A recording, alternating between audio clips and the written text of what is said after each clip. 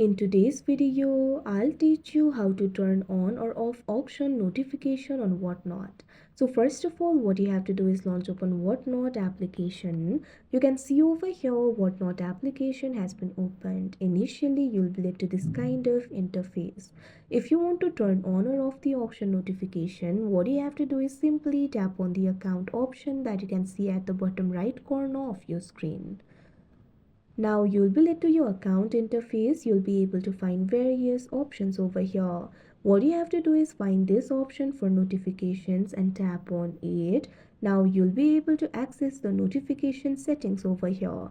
You'll be able to find various options. Under the section for buyer notifications, at first you'll be able to find this option for auctions. So what you have to do is tap on it.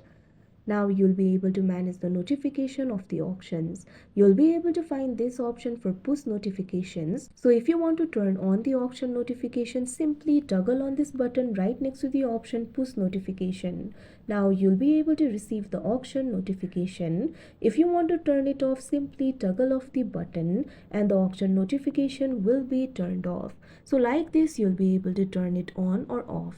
So that is how you turn on or off auction notification on Whatnot. I hope you found this video helpful. Thank you for watching.